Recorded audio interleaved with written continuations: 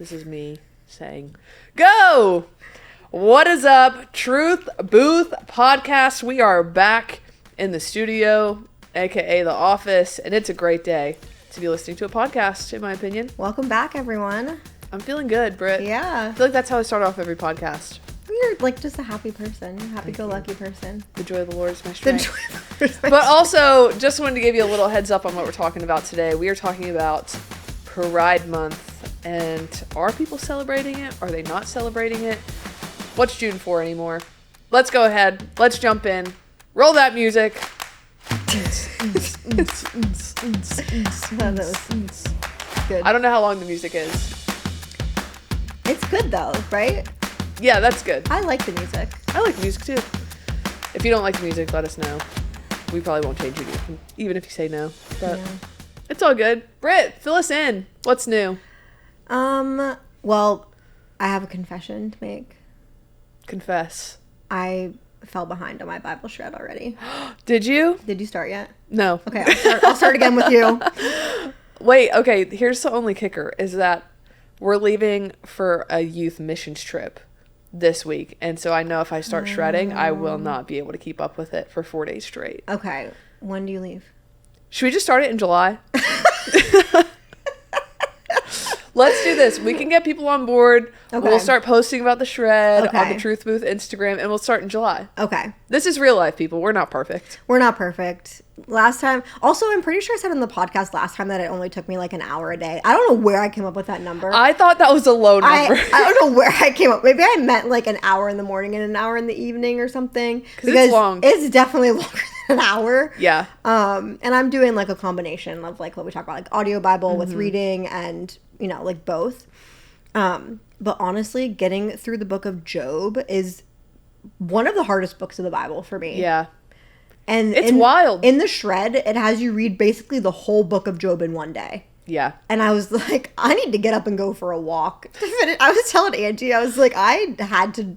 It's so depressing. It's depressing. After that and Ecclesiastes, you're like, Yeah, all right, maybe right. I'm done. Yeah, I was like, I need to get some sunshine in my eyeballs while I finished listening to the rest of this book. You listen to that and then you just read Philippians and then you're good. Yeah. Philippians brings you back. Yeah. We're studying right now in our like series, so it's been a good balance. Yeah. The Triggered series. It's been great. It is. It is good. I like really it good. a lot. I love the devotionals that we're doing. Yes. I love having a devotional to follow along with, like, Yeah. as a church. I think it's cool. Yeah. So, anyways, that's my confession. I got to, like, day 4, and I just fell behind. There's healing in confession, so be healed, my friend. But we're going to do it Healed. again. It's good. Yeah. Yeah, we're going to do it in July. Yeah. You should nominate one person to do the shred on the podcast. Mariah. We have to do it. Mariah? Mariah Woomer, do the shred with us. Who should I call out? You know who you should? Who? Mia. Because she said how she didn't remember. We were talking You're about that right. last time. Mia. I don't even know if she listens to the podcast, but she's going to have to now because we're calling her out.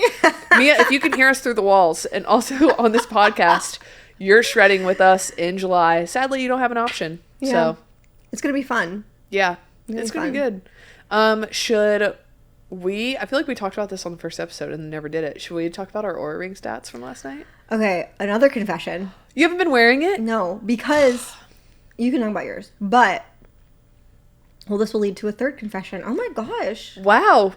There's some unrepentant sin, but I'm glad you're repenting Not now. sinful, but I haven't been wearing my Oura Ring It's all right. because I've been sleeping terribly.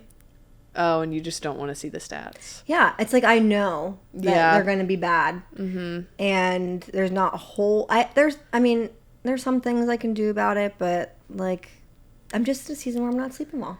And so I don't wear it. I'm not It's all wearing right. Just a season. It's just a season. Well, last night about I got you? an 86. it. Okay, that's pretty good. I feel like maybe I should talk about this on the podcast. Maybe it'll jeopardize my safety. But last night I got 5, like, unknown caller phone calls at midnight. And so whoever did that, thank you for ruining my sleep for about 10 minutes. Really appreciate it. Did you answer any of them? And never call me again. No. Okay. Nope. I did not answer any phone calls after. I wouldn't. Roughly I mean, yeah, I 8:30 wouldn't PM. either. But by the 5th one, I'd be like, who is calling me? Yeah. I like wanted to answer, but then a part of me was like, what if it's going to be like a scary movie and they start saying scary things? True. And I was like, No. Also, this is not an invitation for anyone to call me. Like, if you have my number and you want to prank call me, please don't do it. I don't even know how to block. Remember when you used to have actual phones and you could press a certain key? Yeah, I know exactly what it is, so I'm not going to say it on the podcast because I don't want people to do it to me. Is it the same for a cell phone? Yes. Oh. I don't remember what it was, but I remember like prank calling people when I was in middle school and stuff. Yeah. No, it was good. It was good. And then do you remember like middle school too? Like you could call like the Santa hotline and then like the rejection hotline. Oh yeah. Yeah. They have one. I haven't done it yet, but they have yeah, for kids where you can call the North Pole or whatever. Yeah. I haven't done it yet with Benji, but maybe I should. Maybe you should. It's fun. It's cute. It's sweet. Yeah. I'll remember I also, Santa. Oh, we should do a Christmas episode where we talk about Santa. Yeah. Did you do Santa growing up? Yes. Yeah. Yeah. I figured it out pretty quickly that Santa wasn't real, though. I think my brother told me. Yeah. That he wasn't real. My grandfather always dressed up as Santa. And when I was like 6, I remember realizing it was him because I could smell his cologne. And I knew. The deception. I knew from that moment on that he wasn't real, but I still played along because I wanted the presents. There you go. And I don't feel like my parents didn't make a huge deal about Santa coming. Yeah. Like, they made it clear that they got some of the presents, too, which is what we do. We do one present from Santa. Is it, like, usually, like, one of the smaller ones, too? Yeah. And then we get credit for the big stuff. Absolutely. You worked. Yeah. So that's what we've been doing so far. Yeah. And I like it. Good. I feel like it's a good balance, and it's, like, still some little Christmas magic, but... Do you leave out the cookies? Oh, yes, and we do reindeer food usually with the oatmeal. Like carrots and stuff? No, like oatmeal and glitter. And you sprinkle it on your sidewalk so the reindeer can see. Oh, yeah. That's really cute. And then my mom comes, the past couple years she's done this, to me and my sister's house for the kids. She'll come and like stand over by the mailbox and she has Santa bells, like sleigh bells. And this past year, they were out, they put down the reindeer food, and she starts ringing, and Benji lost his mind. He was like, Santa!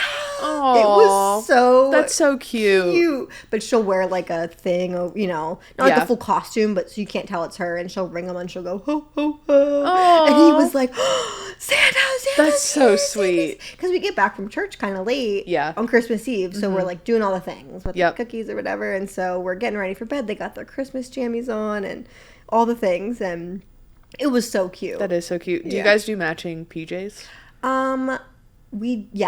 We did not every year. We did this past year. My family will not have an option. We will be wearing matching pajamas. We did this past year, and the past 2 years we have. My kids love their Christmas pajamas. They really? Yeah. Oh, yes. Do they wear them year round? Yes. They love pajamas. Benji would live in pajamas. I feel like I often see him in pajamas on he will get home and change into pajamas. He just needs to be comfy. And honestly, I agree. You know what the funny part is, though? He doesn't actually wear pajamas to bed. He just sleeps in his pull-up. Like, he doesn't wear anything to bed. He takes them off before he gets in his bed. But he insists on putting them on for, like, the couple hours between... I respect it. ...bath and... I do, too. He has taste. Everyone wants to get out of their, like, street clothes when they get home and, like, put on sweatpants. Well, after church on Sunday, we went to Chili's with some of the young adults, and I was the first one to leave because I was like, if I don't have sweatpants on within the next 15 minutes, I'm actually going to, like, lose my mind. I said that to, like, one of my friend's tables. I was like, I have to go. Yeah. Like, I can't take it anymore. And then I slept for, like, 30 minutes. I took a after church nap on Sunday, which I have said I've done it twice since I said I never do it. Look at you. I'm so proud. I was out. As you should be. Alex wasn't home because Pastor Josh was preaching somewhere else, so he went with him. Oh, nice. And so it was just me and the kids, so the other kids were napping, and Benji was still awake, my oldest, and he was watching a movie, and I passed out. I was out. Good. It was great. It was good. Listen, you said you weren't sleeping well, so exactly. I was extra tired. Yeah, which is the only time I feel like I can nap successfully. Well, look at that. Yeah. Anything else? Well, want to dive into it? I'm down. All right. So we're recording this mid-June. It's June 10th. This podcast will release in a couple of weeks, so it will still be June, which to some is called Pride Month. To others, it's called June. It's called the beginning of summer. Yes, exactly. There's a lot of things happening right now as far as like what is going on with Pride Month culturally, especially under the new administration. Yeah. I think we're seeing a downtick in some of the public displays of pride. Yes. From corporations and like leaning into it. Yeah. Yeah. Have you been to a Target lately? Yes. Tell me about your experience. It's America. Yeah. I walk in, there's the dollar section. I peruse for a second. I look at the flowers. They've actually had a really good flower selection lately. Shout out to Target. And then I walk up to where the Pride display normally would be, and it's all American flags, baby. Wow. We love America, which will be the next episode. Yeah. But it is just a beautiful thing. American flag flip-flops. You got the American flag sweater. Oh, I should have brought my sweater. I have an American flag sweater I could have worn on the next one. Yeah. Ugh, You know what that reminds me of? Of like early 2000s trips to Old Navy where you would get the... Well, that's where I got my sweater. Is it? Yeah. That's amazing. They had the best American flag apparel.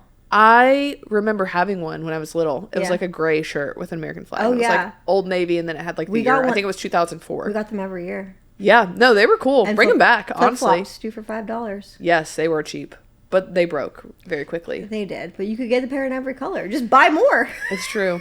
It's like the bracelets you would wear in middle school that had all the different colors on them. You know what I'm talking about? Yeah. Yeah. Anyways. Completely off topic. But yes, Target has scaled down their Pride displays. Also, if you look on social media, not everyone is changing their logo Yeah. to be rainbow colored. What a 360, or I guess a 180 from a few Yeah. years ago. I What was know. that, like 3 years ago that happened, where they had the big, like everyone was boycotting Target and Yeah. whatnot because of the thing. I mean, and they, don't get me wrong, they still sell these things. Yeah. And whatever, but they're just not publicly promoting it in the same Yeah. way. They were promoting like things like chest binders for children Yep. and just all sorts of pride paraphernalia and outfits and all kinds of things. Yeah. And people were like, I'm done. Yeah, and you can And- see straight through it too. Oh, yeah. It was so performative, Yep. which for a lot of these companies, it's performative. Let's They don't be care real. about any of these social No. causes. They care about making money. Yes. At the end of the day, you want to feel like your feelings are validated by these big corporations, but they don't care about your feelings. They care about your wallet. Yeah. So, And it's clear. I mean, even to the people who support the Pride community, yeah. they see it too. Yeah. They're absolutely. like, you know, support companies who actually care and who aren't doing performative things, which is what, like 2 companies? I don't know. Yeah. It can't be that many of them. Yeah. Because they say that, but when push comes to shove, it's like they're just doing, they're at the mercy of their customers, right? Yes. And so, And the DEI department that's yes, shrinking. Which, yeah, I mean, honestly, I feel like we have Robbie Starbuck to thank for some of this. True. If you guys aren't familiar with Robbie Starbuck, he has sort of privately but publicly as well gone after some of these companies who are promoting these insane DEI policies. Yeah. And initially he does go to them privately. Yes. And when he's tipped off or finds companies that are enacting these insane things, he'll go to them and be like, hey, I'm going to talk about this publicly yeah. unless you change things. And a lot of companies, not a lot, but some of them will proactively Yeah. reverse their policy. Did he help out with John Deere doing Yeah, that? I think so. Yeah. And Which is a big and corporation. Harley Davidson, maybe? Yeah, that sounds about There right. are a few really big ones that, they reversed the policy, eliminated the policy, but there are others who didn't, which he exposed, Yeah. which then after the public backlash, Yeah. did or made changes or whatever. And because people are sick of it. Yeah. People aren't buying into this anymore. I feel like the 2020 era of being able to just guilt people aren't buying it anymore. They're like, nope, I don't care. Yeah, I mean, I think they just see the changes that have already been made and how much better everything already is. Right. Like, there has been such a shift. Even in, like, what I see on social media, too. I saw, like, a back-to-back post of, like, what companies, like, changed their logo 3 years ago and, like, who changed them now. And it's, like, it was like 20 companies that had changed it before, and it was like 3 this time. Which, Phillies, I'm disappointed in you because you and changed like your the logo. MLB in general, and Yeah, NFL, like all the sports. it's sports. Like, do you not know your demographic either? Like, are you joking? Who are you trying to appeal to? Really? Yeah. Like, you're not going men's to sports. literally. Yeah. Like, and also like families. Like, if you want families to come to your baseball game. Oh yeah, Pride night and it's like, everything else. what are Yeah. you doing? You're driving people away. But again, those people who do celebrate those things are like, I'm so excited to go to Pride night. But it's like a minority. I think it's interesting though, even that, like a lot of people that would consider themselves part of the LGBT community, they're fed up too. Yeah.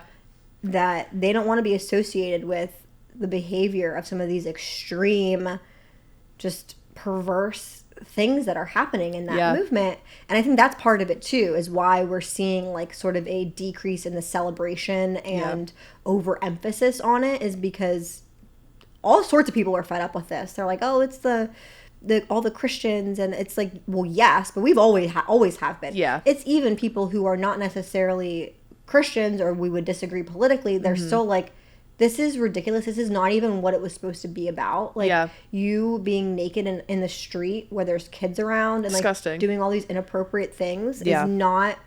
That's not what this is supposed to be. No. And I would disagree with all of it, but that is sometimes like everyone has a limit. Yeah. And they're like, this is too much. And like, they may even identify as gay or whatever. And they're like, I want nothing to do with this extreme end of celebration of Pride. And it didn't take long for people to reach their limit either, because it ramped up so quickly. And everything was so in your, like, you could see it. Yeah. Which I think was eye-opening to people who never attend these events. Like, for me, I don't go to Pride parades or anything. Yeah. When you see footage of these events and the drag queen story hours and all these, when you see it with your own eyes, it becomes very difficult to defend. Yeah, absolutely. And the people that are bringing their kids to it too. It's heartbreaking. Yeah, it's, oh my gosh. It's so gross to me. Yeah. All of it is for so sure disappointing, especially as a parent. I'm like, no, thank you. And I think too, like within all of this, it can be easy to feel like, okay, we won. Yeah. Like we can breathe. Yeah. But actually, like, it's just getting started. Yeah. Like, it's different this year, but like it could look different in 3. Just like it looks different from 3 years ago now. It could look very different in 3 years from this point forward. And also, just because these corporations aren't posting about gay pride, all these things, doesn't mean it's not still in the schools, being pushed by teachers and like the people who still care about these things, and social justice, and the people you see still wearing masks, all of these things, like it's still happening. And so it's like, yes, let's celebrate the moment. We're not celebrating pride, we're celebrating that people aren't celebrating pride. Yeah. But we also need to still focus on the fight that is at hand. We're not just able to sit back and relax for 4 years while Trump is in office. Like, the fight continues. And so, yeah, I mean, especially in like the conservative movement, there is I forget the percentage of the stat that I saw, but gay marriage, I mean, acceptance for gay marriage is down. However, there are a lot of gay Republicans or people who are part of the LGBT community who are branding themselves as conservatives. yeah. And I mean, even with that, there are some scandals. Like, did you see the scandal with Glenn Greenwald? No. So there is I guess I would consider him a journalist named Glenn Greenwald, who, I don't think he released it, but it was released this very personal video of him performing sexual acts with what I believe was an escort of some sort. Yikes. He is a gay man, and he has, I believe, 2 children, several children, and conservative. Yeah. Or at least, independent. Yeah. And it was released publicly, doing these very inappropriate sexual things. Yikes. And a lot of like conservative commentators were commenting on it, highlighting, this is why God's design for marriage and family matters. Yeah. And that it's not just innocent, we just want to be married, like how it's always been about something deeper. Yeah. And I think we as Christians recognize that, even though we catch a lot of backlash for it, of, we are called to honor God's design in marriage. And that also means not celebrating others who are living outside of that. Yeah. And so I think there is going to be sort of a divergence even within the Republican Party about this issue, as like there were people defending him, saying like it doesn't matter and this and that, and then there are people like Chloe Cole, who is a detransitioner, talks a lot about her experience with being transitioned as a minor, and now she's detransitioned, but highlighting that no, this does matter because it highlights the perversion that's involved in in much of this community, and why we need to speak out about issues that matter and how it's inappropriate and how it's just there's so many things wrong with it, and now it's becoming unpopular even among so-called conservatives to say that, which is for sure honestly insane. And honestly, like, we can dive in too, because there's a lot of young people that listen to the podcast that I've talked to, youth students, all of that, also parents. And so I think it'd be wise if we kind of like shared some ideas of like, okay, there is someone who deals with homosexuality in my life. Like, how do I still be friends with them but not support their choices? And I think one of the ways that you do that is you have to be conscious of your social media like usage and like their profiles as well, because people are always watching. And so if you're following someone that is dealing with this and they're posting about their homosexual like relationship, like, you shouldn't be liking the posts or anything like that, because like it shows that like, yes, you do love them, but like, are you celebrating their sin? Right. You know what I mean? And so maybe you have some wisdom that you can speak into with that as well, of just like, hey, like, here's a tangible way that like you can still love someone but not agree with them within that. Yeah, I mean, that's a good question, a good point. I think especially with students, like I've talked to youth students who have a lot of questions about this, of like, they're my really good friend, but they say that they're gay, and like, I don't really agree with that, but they're my best friend. Like, I don't want to not be friends with them because of it. I think what you mentioned about like liking posts or whatever is a good approach. I also think decentering that part of their identity when you're around them is a good thing too. Yeah, that's really good. Because so much of this is this could even be someone who is a Christian and struggling with this or whatever, is they elevate this other identity of being part of the LGBT community instead of their identity in Christ. And I think as their friend, and this is for anyone of any age, as their friend, we don't want to do that. So even if it's to speak truth into it, you don't want to always be talking about it, because what that does is it emphasizes like that specific thing about them that they might be struggling with or whatever. And it puts so much emphasis on it that it just becomes centralized to everything, and we don't want to be a part of that.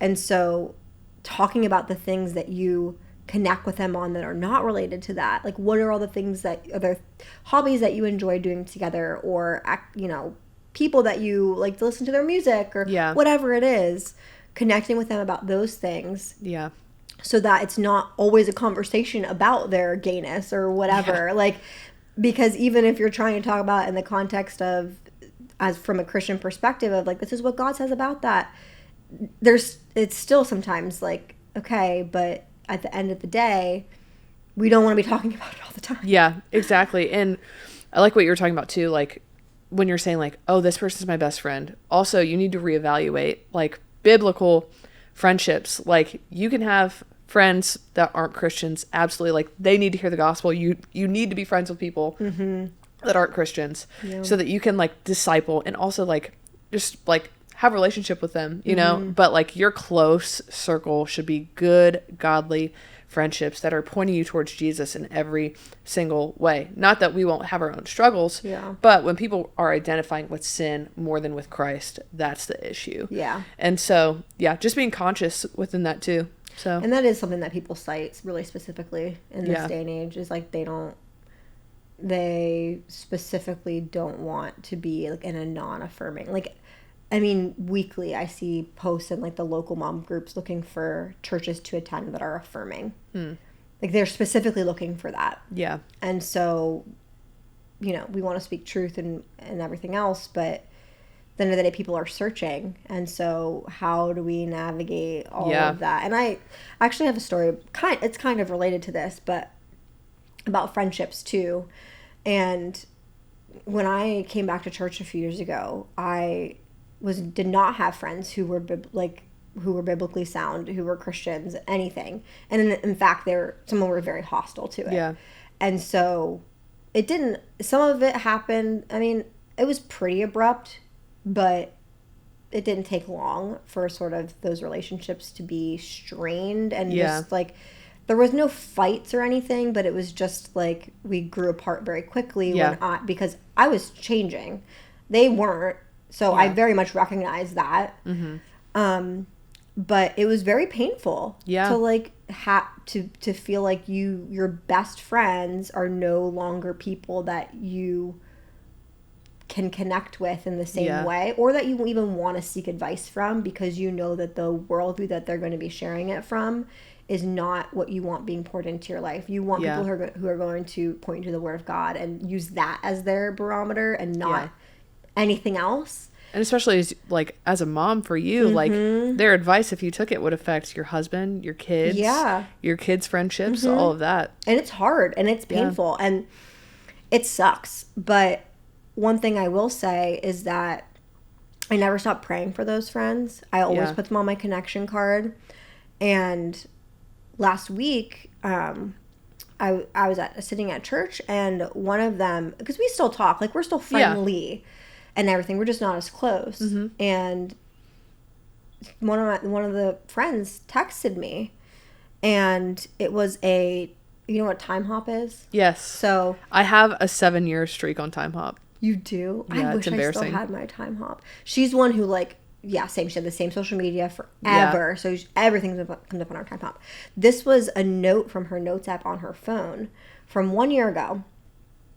And she texted me and she was like, hey, I never shared this with you, but I wanted to share it with you. I didn't at the time because I just wanted to know that it was real. And I wish I had my phone. My phone's over there. I'm not going to grab it. But basically, it was this note that she wrote where she was telling a story about one of the people that she works with, who was a Christian, who I actually know because I met him in college 20 years ago. Wow. Not 20, 17 years ago. Yeah.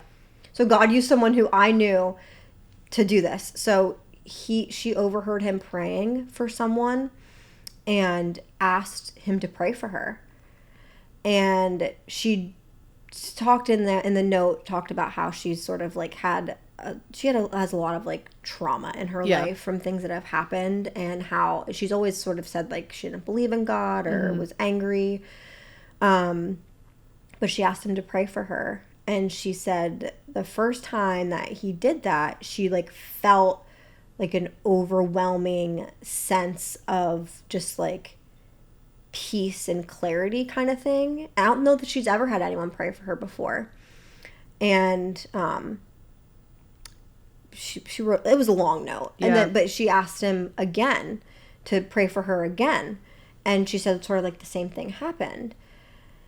And she did message me a few months ago saying that she was going to a church. Wow. She was like, I'm really excited. I'm going to go. Her son was actually asking to go to attend a church. And I knew the church. Yeah. And I was like, oh, do I know anyone there that could talk to her or whatever? But she went. She's gone a few times. But it's just crazy to me that so that was a year ago. And, it took that long for her to even go to church. And I didn't know any of this was happening. Meanwhile, I've been putting her on my connection card for 4 years. Yeah. And that's what I told her. I said, I've been praying for you I knew that I wasn't the person. Yeah. That I wasn't the person that was necessarily going to have those conversations with her or the person to lead her to God. But I prayed that other people that she'd be surrounded by people who would.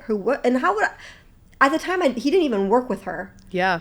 that has since happened. And, like, I knew him, but I kind of forgot that I knew him. Yeah. And it just was this so, like, God created this story, and she struggles with some of these things that we're talking about. And it's just, like, you never know your friend. Like, even if you aren't the person that is going to stay their best friend, God can put other people in their life to bring them to Christ. For and sure. maybe even restore that friendship if that's what he wants. And so, you know, it's a long process for, like, not everyone is that's not gonna happen quickly. And I think for her it's very slow, which is fine. And I was really happy that she shared that with me, and that was a year ago. Yeah. And she's still sort of like feeling it, and for some people that's what it's like. It's just a process. Yeah. And so I don't know, I feel like that was like a really encouraging testimony to me, that even though God removed this person from my life as a best friend as a result of disagreements and whatever, and just strain, that, you know, ultimately I would love to see her give her life to Jesus and come to know Christ. Like, that would be amazing, and I'm gonna pray for that no matter what. And I think if you have friends in that regard, like, you can do the same thing. You never know how it's gonna happen, who God's gonna use.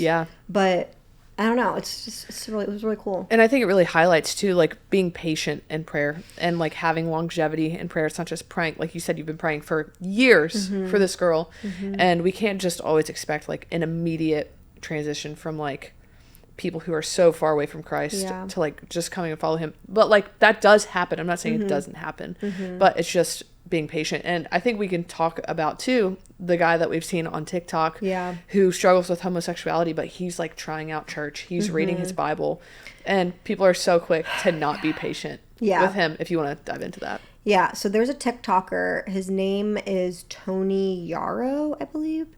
And he's an influencer. Very openly gay man. And he's doing a series right now where he's exploring Christianity. And it's really cool because he's exploring Christianity by reading the Bible. He's not exploring Christianity by watching other people. He is trying out several churches each week, but he's reading the Bible. And on his page, he'll share, like, you know, what he's learning. And he talks about it in a way that's he puts it in his own words of what he's learning from reading. And he's really trying to separate what he believed Christianity to be versus what God's word says about Jesus and what that actually means. But he's expressed that, you know, he's not interested in leaving the gay community or anything like that. And there are a ton of Christians flocking to the comment section of his videos, just incessantly telling him that being gay is a sin. And it's honestly so annoying to me to see. And it's annoying to him to the point that he posted a video that was like, please stop doing this. He's like, I don't have beef with Jesus. I have beef with you, because I am trying to share my exploration of Christianity and this and that. And you people are making me not want to, because everything I post, all you're telling me is this, that, and the other. And he also said that they keep commenting about people to follow who have left the LGBT community who are now Christians. And to, like, follow them and stuff. And he's like, respectfully, no. I don't want to, because that's the other thing that people keep doing. Excuse me. But, which I get. And those, I think those testimonies can be really encouraging for different types of people, but he's clearly not interested in that. And it's kind of just like, as Christians, yes, what you're saying is not untrue. Homosexuality is a sin. Yes. However, we can be very intentional with how and who we share that with. Like, this is a public account with, like, hundreds of thousands of followers that they don't know personally. They don't know this person personally. And to just, for that to, and this isn't everyone. Some of them are very encouraging, like, you know, it's awesome that you're reading the Bible, like, you know, God loves you, whatever. Why don't you say that you're praying for him? Like, and then actually do it. Like, and not just that he would turn from the gay community, but that he would be transformed by Christ. Like, So I think when it comes to talking about all of this stuff, we have to remember that these are real people. And especially with these larger accounts like his, that we should really be intentional with, one, you're publicly commenting as a Christian. Yes. And so you're an ambassador of Christ. Yeah. What are people going to think when they read your comment? Christian or not? Yeah. And also, like, you don't have a relationship with this man. No. You know what I mean? It's not like you're going to come in and just start yelling at someone that you don't know. It's like, no, you build relationship with people. Like, you do help them see, like, yes, you're living a sinful lifestyle, but, like, this is what God could offer you. Like, your sexuality does not have to be the biggest mark of your life. Like, you could live a life that has everything that God, like, has for you, and I want to help you get there. Yeah. But you don't have a relationship with him. Like, you're just commenting. You know? Yeah. It's so weird to me. And I also think it can lead to some, like, poor performativity. Like, there's another account that I follow who he talks very openly about leaving the LGBT community and stuff. And this other TikToker actually mentioned, because this is someone that they keep saying, go follow this person, go follow this person.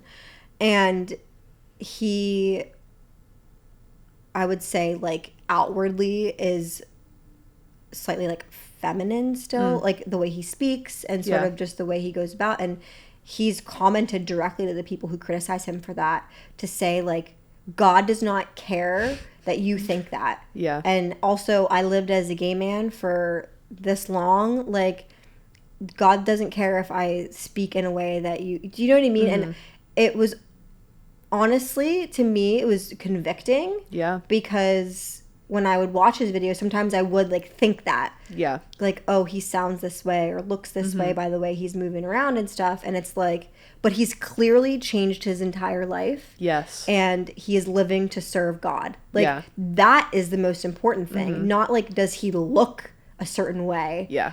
Like, and not to mention that that's not inherent.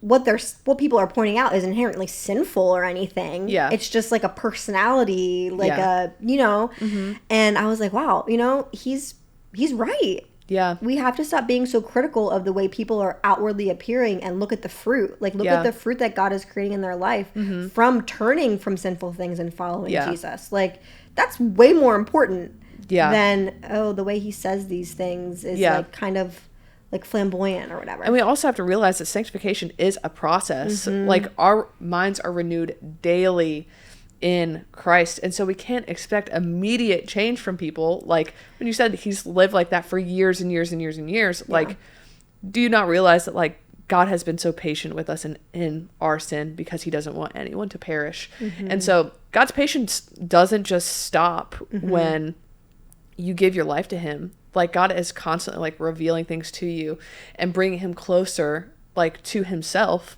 as you abide in him, John 15.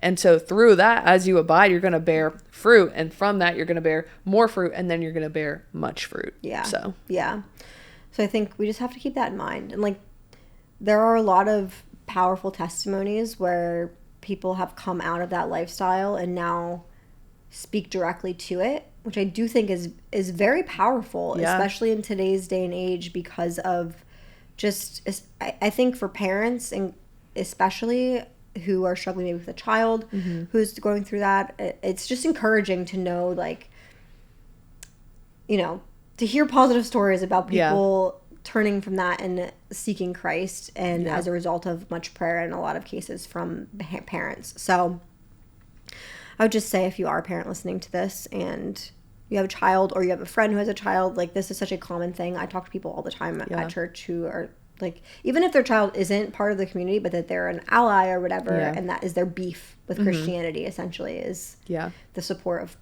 Pride Month and all those things. It's like, it's tough. It is. It is. But I think we shared some good wisdom and, like, practical steps on how we can be involved in this conversation, like, from here on out. So I think it's good. And just stay alert, even though like Aleigha said earlier in the podcast, like, the trajectory right now is looking good, but let's not take our foot off the gas. We still need to be very involved, Yep. especially parents with kids in school. Like, we should be praying for our students, praying for the teachers. Yeah. I mean, we just had a friend the other day who said they walked into their kid's pre-K classroom and it was just covered in pride flags. Yikes. In pre-K. And he came out and was like, I mean, he was livid, obviously. That's like, awful. They're 4. Yeah. Why? So just be praying. Yeah. There are a lot of good resources for parents and books, but one that I read last year that I think every parent should read is Queering of the American Child by James Lindsay and Logan Lansing. Yeah. So good. It talks all about how and why queer theory is embedded into our culture in the public school system. Yeah, it's a lot of information. I think I listened to the podcast with James Lindsay and Charlie Kirk about that. Yeah, it's good. There's a lot of good stuff in there. Yeah, if you don't want to read the book, you can just search him talking about it. He did like a podcast tour when it came out and shared a lot of the information. But as a parent, it's eye-opening. Yeah. For your kids, and the sorts of things that how they're exposed to it and all the underlying ideology and stuff. So For sure. check that out if you want a good resource. Otherwise, we'll wrap this episode up. Yeah, good stuff, Britt. Thanks Can't wait for the next listening. one where we're going to open up with Star Spangled Banner. Just kidding. We'll get copyright on YouTube, so we can't do that. But we will be getting very patriotic. Bye. But hope you guys have a great day, and we'll catch you on the next one. See ya.